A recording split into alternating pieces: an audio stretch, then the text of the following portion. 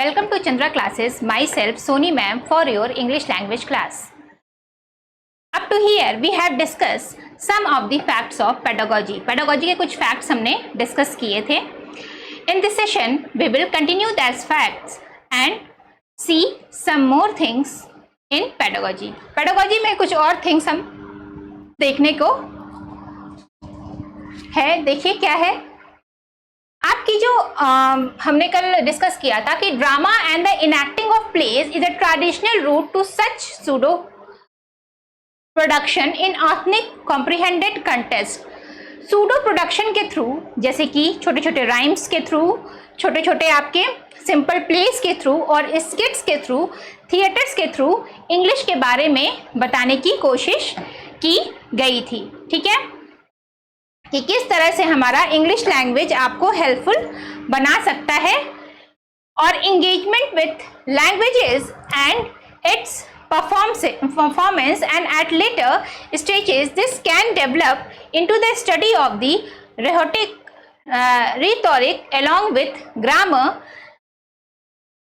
और ग्रामर के साथ रिलेट करके इसको बताया गया.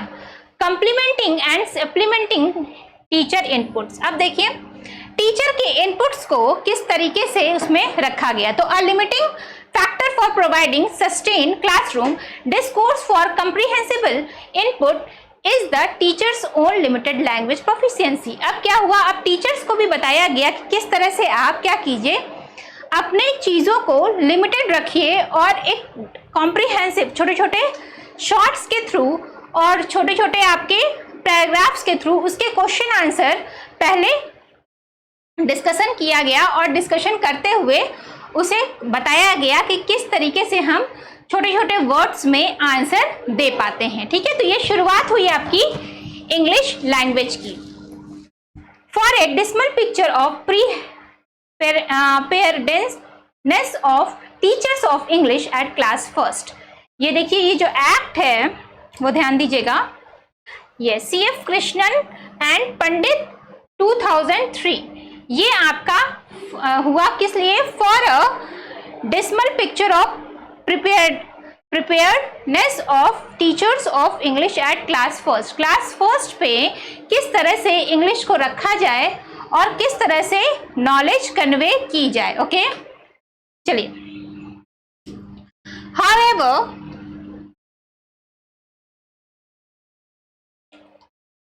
ध्यान दीजिएगा, shared reading of big books and large sized high interest. अब देखिए, अब ये छोटे में तो शुरुआत हम लोग ने कर दिया कि इसके छोटे छोटे फैक्ट्स देके छोटे छोटे कॉम्प्रीहेंशन को सॉल्व करवा के क्या होगा, आपका इंग्लिश को बताई जाएगी कि किस तरह से हम इंग्लिश में आंसरेबल कर सकते हैं, आंसर दे सकते हैं.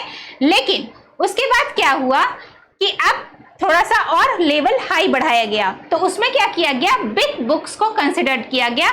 Big books, large sized, high interest book with text and illustration used for group reading. CF the books from the Spark India and the Promise Foundation Bangalore. अब ये बुक कहाँ से उठाई गई, ये ध्यान दीजिएगा. सबसे पहले ये आपका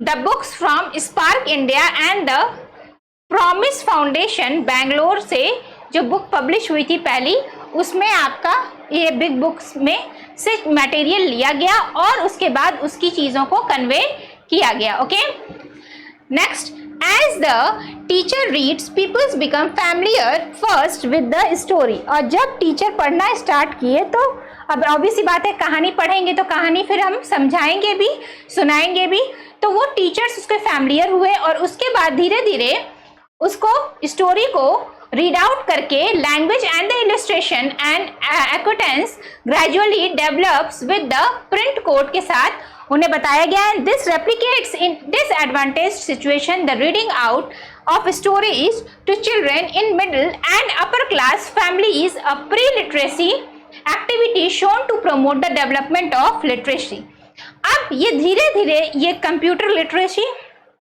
कंप्यूटर लैंग्वेज पे कमांड बनना शुरू हुआ और लोग और ज्यादा इसमें इंटरेस्ट दिखाने लगे. ओके, फिर क्या हुआ, the use of reading cards, for example the English 400 and English 100 card developed by CIEFL and the provision of class libraries, the short braided pages of the reading cards.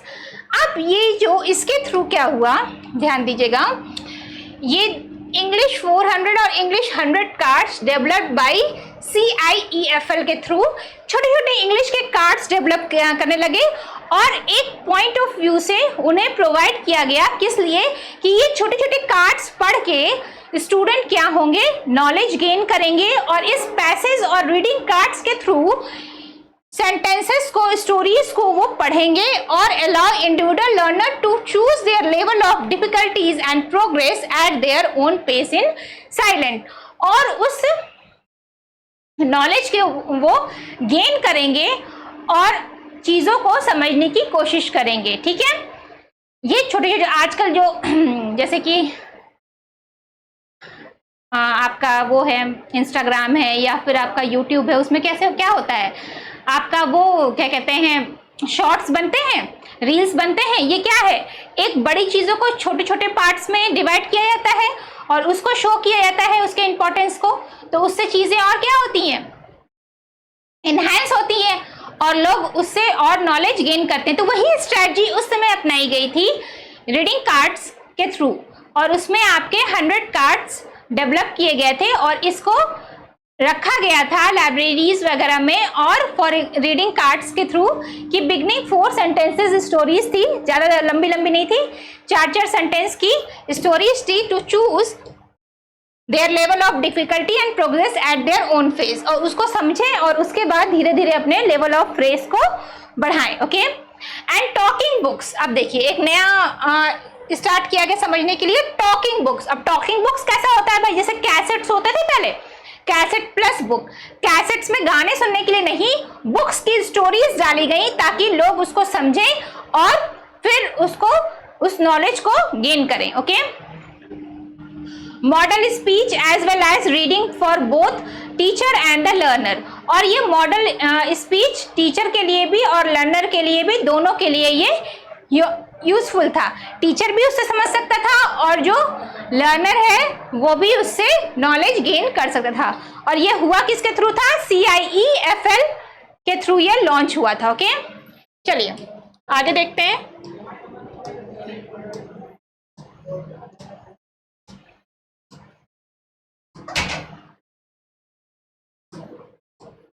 फिर क्या हुआ, CIEFL has some experience in this regard, इन्हीं के through ये सारे छोटे छोटे cards वगैरह बनाए गए, reading cards, and this is an area where the nascent market discourages and quality private or capitalist initiatives, hence state support is necessary।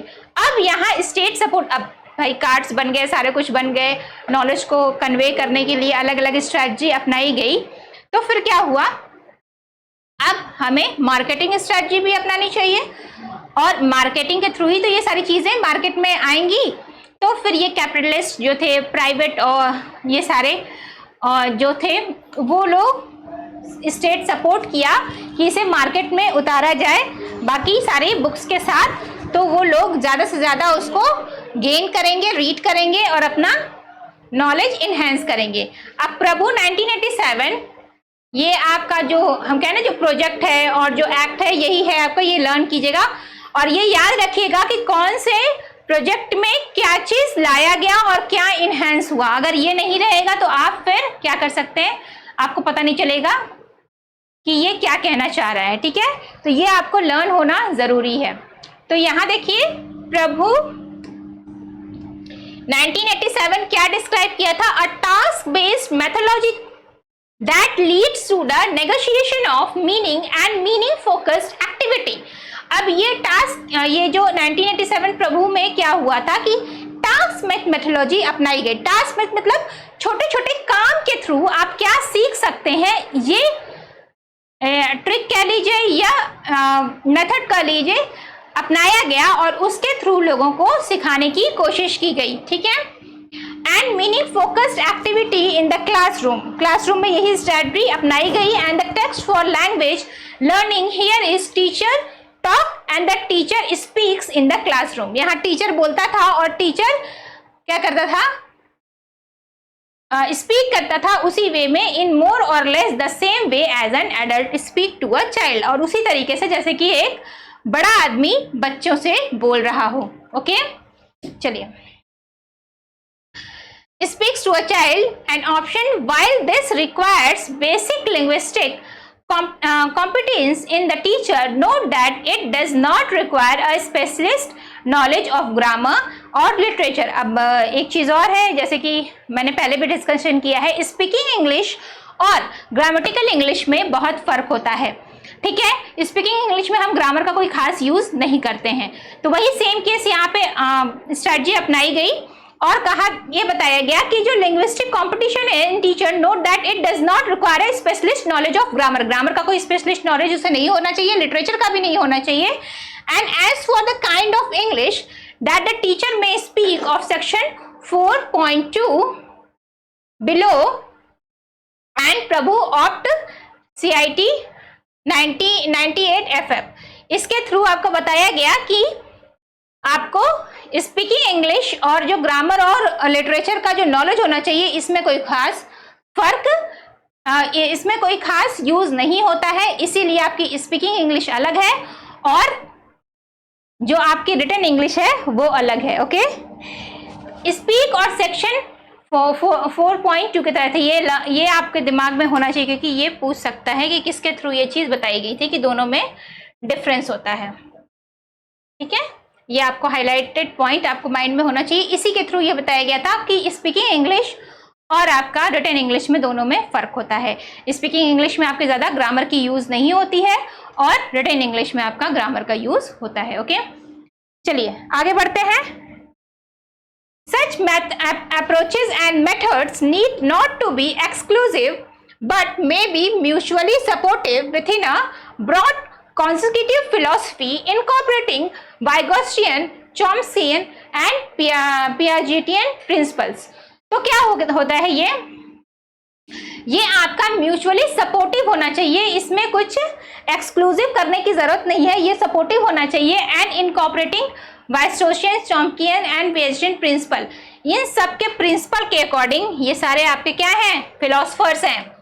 ठीक है, इन सब के अकॉर्डिंग, ठीक है, ये एजुकेशन के फिलोसफर हैं। आप लोग बीएड किए होंगे तो आप लोग पढ़े होंगे इनकी पूरी साइकोलॉजी की, किस साइकोलॉजी से पढ़ाया जाता है। तो इनके थ्रू क्या हुआ कि for example language growth might be seen to require comprehensible outputs as well as comprehensible input. Learners grammar construction claim to be fundamental implicit में draw on an explicit route. और एक एक्सप्लिसिट रूट में क्या होना चाहिए, ठीक है, और फंडामेंटली इम्प्लिसिट में draw on an explicit route where as appropriate or necessary and reading instruction might include a phonic or a modified phonic approach along with a whole word approach as we suggest below। अब ये बताया गया कि reading instruction में एक phonic और modified phonic approach होना चाहिए, मतलब कि सुनने में जो अच्छा लगे और वो बोलने में अच्छा लगे, वो एक स्ट्रैटेजी होनी चाहिए अगर आप स्पीकिंग इंग्लिश में काम कर रहे हैं तो। ठीक है, अब इसके कुछ concept of children readiness for a particular, अब देखिए क्या है इसका, क्या इसे बताया गया।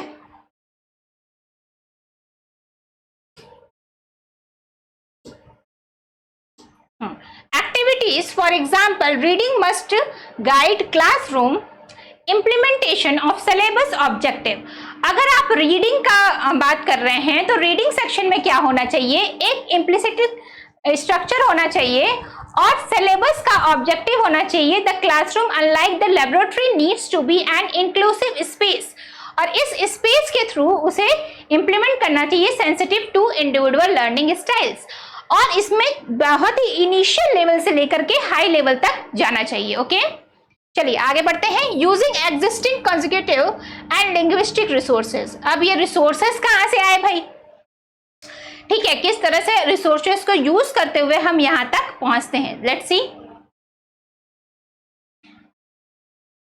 An important insight emerging from task based methodology is that we can and must create in the classroom a need to communicate which brings into plate not just target language resources but all the other resources learners have their disposal. Emphasis are for example conjecture, gesture, knowledge. अब देखिए इसमें क्या कह रहा है कि सिर्फ जो लर्नर का नॉलेज मैटर नहीं करता है कि उसके पास कितना नॉलेज है, कितना उसने गेन किया हुआ है नॉलेज, दैट इज मैटर। यहां पर मैटर क्या करता है, मैटर ये करता है कि आप किस तरह से उस नॉलेज को कन्वे कर रहे हैं, मतलब दूसरे को प्रोवाइड कर रहे हैं।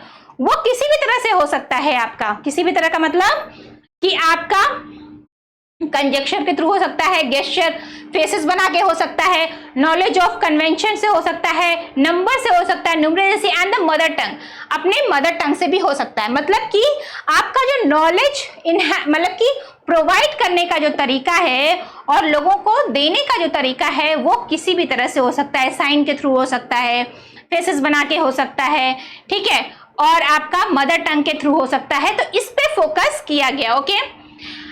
एंड प्रभु 1987-29 के थ्रू ये प्रोजेक्ट के थ्रू ये बताया गया। एंड लर्नर्स इन क्लास 1 और क्लास 4 में बी बेबीज, उस समय ये लोग छोटे होते हैं इन द न्यू लैंग्वेज, वो मतलब कि बच्चे हो सकते हैं, but consecutive they are children not toddlers. अब वो चिल्ड्रन है, टॉडलर नहीं है। टॉडलर मतलब बच्चा पैदा हुआ जो होता है उसको टॉडलर कहते हैं, जस्ट वो अभी पैदा हुआ है। तो वो इतना है कि अगर उनको जो भी चीज बताई जाएगी तो वो गेन करने की कोशिश करेंगे, ओके।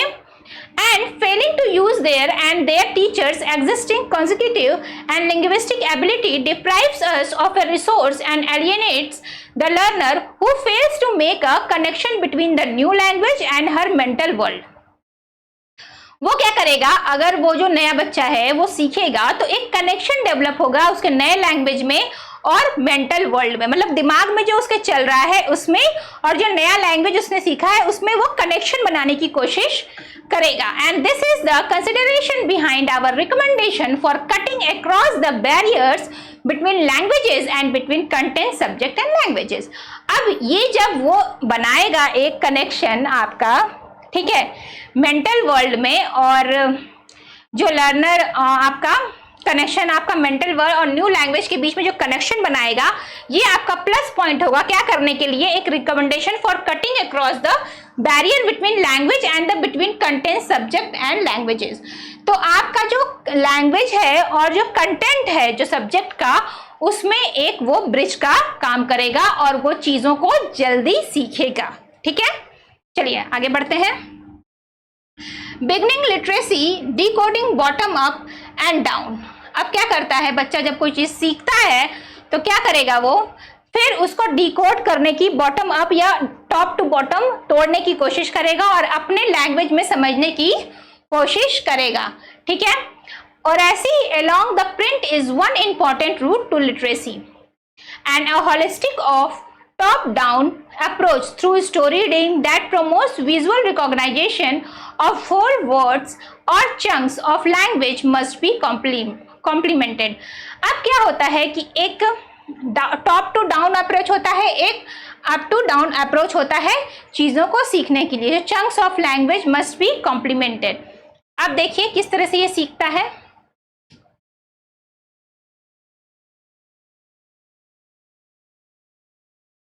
तो by bottom up approach to better letter sound mapping. अब बॉटम अप अप्रोच में क्या होता है, नीचे से वो ऊपर बढ़ेगा और लेटर को साउंड करेगा। पहले वो लेटर को बोलना सीखेगा, फिर वर्ड्स को बोलेगा, फिर सेंटेंस को बोलेगा और फिर एक कहानी तैयार होगी। ये आपका बॉटम टू अप अप्रोच है। And print decoding, these skills are presently equated with reading. और इसको किससे रिलेट करेगा, रीडिंग से रिलेट करके वो उसको मॉडिफाई करेगा। A modified phonic approach we are rhyming letter chunks, Goswami 1999 के थ्रू ये बताया। उसके बाद वो राइमिंग करेगा, बड़बड़ाएगा उस लेटर को और उसको जोड़ने की कोशिश करेगा। And significantly reduces the arbitraries of English spelling, see the consistency of the A sound in word groups like cat, rat, mat. अब इस तरह से हम लोग बताते हैं ना छोटे बच्चों को, तो वो धीरे धीरे वो उसको गोल के फोनिक में cat, rat, mat, car, far, star, ball, ball, call और the predictably of the vowel sound in the letter of sequences it, ite, et, et, ote. ये इस तरीके से वो बोल के एक फोनिक सीक्वेंस और फोनिक लैंग्वेज अपने आप में बोलने की कोशिश करेगा। Come to the next, the famous Savian example ghoti fish arises because of the decontextualization of letter groups from their syllabic space in the word. Initial GH in the English is never pronounced F and the spelling TI is pronounced and SHU only in the sequence TION। तो ये जो हम लोग लगाते हैं last में GH और TI में कौन सा साउंड निकलता है उसको वो क्या करेगा, रिलेट करने की कोशिश करेगा। ठीक है, जैसे कि मेंशन, टेंशन, सब में एक तरह का साउंड है और TI अगर किसी में लगा रहे हैं तो उसमें भी एक तरह का साउंड है। जैसे घोटी तो वो है, धोती तो भी एक ही तरह का साउंड है। तो इस तरीके से जो राइमिंग वर्ड्स है उसमें एक सीक्वेंस बनाने की वो कोशिश कर रहा है। Adams 1990 के through is a good introduction to these issues and pre-literacy oral activities can develop the child's ability to relate spoken and written language code through rhymes, commonalities of first sound in names or words etc. अब ये names और words के through, rhyming words के through ये आपका relate करने की ये कोशिश किया और धीरे धीरे उसको और डेवलप करते चला गया। अब तो ये तो हुई भाई ओरल की बात। अब ओरल के बाद आपका प्रिंट सेक्शन में आता है। जो आपको प्रिंटेड मटेरियल मिले हैं उसको वो कैसे रीड करेगा। तो अब print rich environment, a variety of pre literacy activities can be undertaken in a print rich environment. The classroom must display sign, charts, notices that organize its work even as a middle class home does, and thus giving its child an edge over the first generation learner for recognition. Ironically, as a semiotic sign के through बताने की कोशिश किया, the teacher can draw attention to environmental print and where available notices, signboards, labels each class and each people. अब अलग अलग sign boards और आपके लेबल, नोटिसेस के थ्रू, ये प्रिंट मीडिया में इसको कहते हैं, उसके थ्रू इंग्लिश को समझाने की कोशिश की गई। And Prabhu 1987 mention beginners literacy promoting communicational task in class 3rd to 5th। और ये कहाँ इंट्रोड्यूस किया गया, 3rd to 5th में इंट्रोड्यूस किया गया। ठीक है, इसमें आपके बच्चे थोड़े बड़े हो जाते हैं और प्रिंट मीडिया को समझने की कोशिश कर सकते हैं और समझ भी सकते हैं। तो 3rd to 5th में ये इंट्रोड्यूस किया गया, which include labelling diagrams systematic with letters of the alphabet के थ्रू बताया गया। And Jangi 2005 shows that exposed to print through the stories। अब क्लास 1 से लेकर के आपका क्लास 1 और class 3rd leads to a child conceptualization of the page space in terms of centered headings, paragraphs and regular horizontal lines contrasting with earlier churchist writing। अब line by line उसको पढ़ाने की कोशिश की गई और लाइन बाय लाइन किस तरीके से हमारे यहाँ समझाया जाता है उस तरीके का कॉन्सेप्ट स्टार्ट हुआ कि किस तरह से पैराग्राफ चेंज होते हैं, कहाँ से आपकी लाइन शुरू होती है, कहाँ खत्म होती है, कहाँ पैराग्राफ स्टार्ट होता है। ठीक है, तो इस तरीके से कॉन्सेप्चुअल बेस आपकी इंग्लिश पेडागोजी में अपनाई गई और उस तरीके से नॉलेज को इन्हेंस करने की कोशिश की गई। सो आई थिंक अभी तक आपकी इंग्लिश पेडागोजी की क्लास यहाँ तक आपको क्लियर होगी। ठीक है, और तो आज की क्लास यहीं तक। ठीक है, take care, have a nice day.